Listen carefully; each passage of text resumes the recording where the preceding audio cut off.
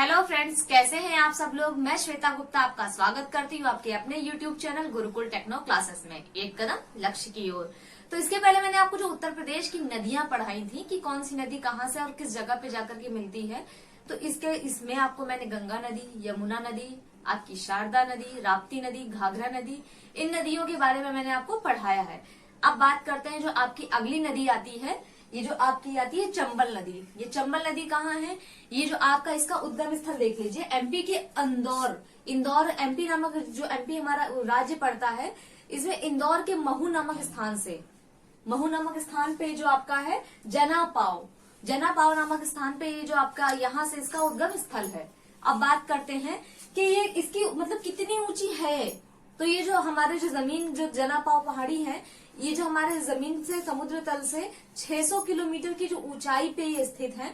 एवं इसका जो देखिए कहाँ से कहाँ तक आती है, तो सबसे पहले तो ये एमपी से आपका ये राजस्थान से आपका ये यूपी में इटावा में प्रवेश करने के बाद इटावा से 40 किलोमीटर दूर औरैया का एक मुरारगंज नामक स्थान है, जहाँ पे यमुना में जाके मिल जाती है। अब बात करते हैं कि इसकी सहायक नदियां कौन कौन सी हैं। तो सहायक नदियों की बात करें तो क्षिप्रा, पार्वती और बनास इसकी सहायक नदियां हैं।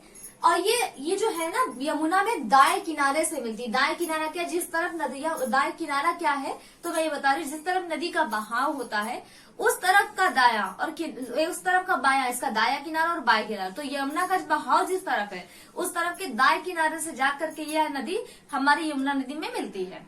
अब बात करते हैं, एक बात और है, जो महू जनपद है जहाँ से इसका उद्गम स्थल है, महू स्थान, वहीं से हमारे जो भीमराव अंबेडकर हैं इनका भी जन्म स्थल है। अब इसी कड़ी में जो हमारी अगली नदी आ जाती है बेतवा नदी।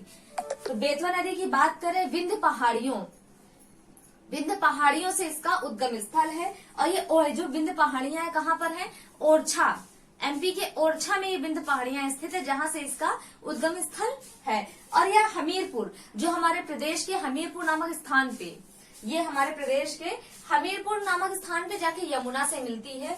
और बेतवा नदी के ऊपर एक बांध है, राजघाट बांध, जो कि पूछा जाता है तो आपका किस नदी पे स्थित है, और बेतवा नदी पे स्थित है। और यह कितने किलोमीटर की लंबाई में है जो बेतवा नदी, 480 किलोमीटर की। इसी में अगली कड़ी में बात करें तो आपकी अगली जो नदी आती है,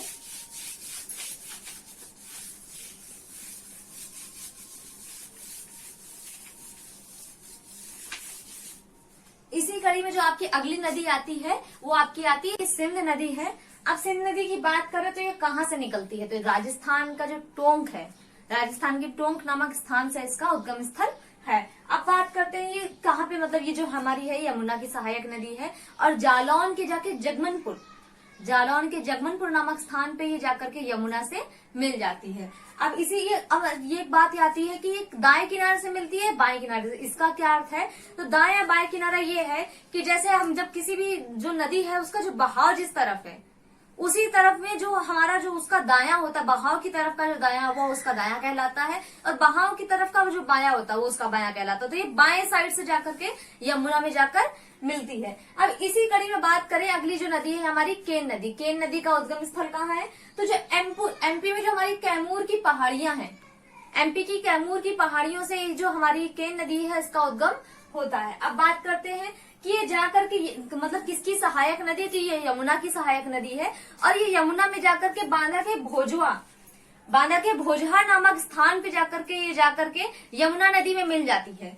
और बात करें 2005 में एक नदी जोड़ो परियोजना थी, जो कि हमारी बेतवा नदी पे और केन नदी के मध्य हुई थी। इसमें क्या हुआ था कि जो दोनों नदियों के मध्य एक नहर निकाली गई थी, जिससे जो बुंदेलखंड का जो पूरा एरिया है उसको सिंचित करा जाता है। तो उसके लिए कॉन्ट्रैक्ट करा गया था, जिसे नदी जोड़ो परियोजना कॉन्ट्रैक्ट कहा जाता है। ये सन 2005 में हुआ था। किस नदी पे हुआ था, केन नदी और बेतवा नदी पे।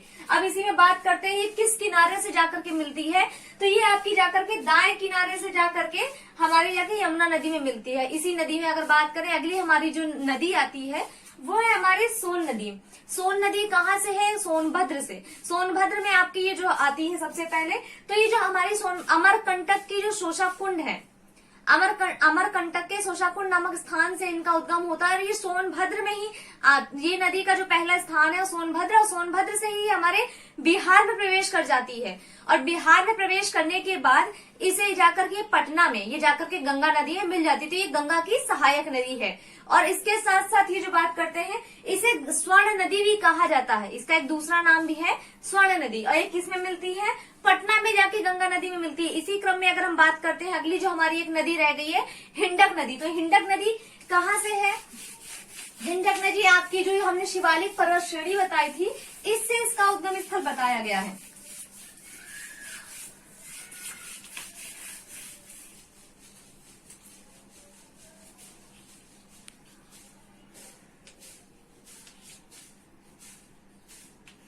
ये आपकी शिवालिक पर्वत श्रेणी से।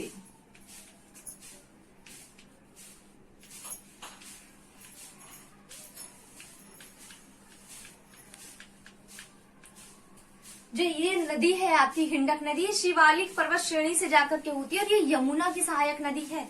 किसकी? यमुना की। और ये जाकर के बाएं किनारे से, ये बाकी सारी नदियां तो दाएं किनारे से मिलती है, ये आपकी जाके बाएं किनारे से जाकर के यमुना नदी में मिलती है।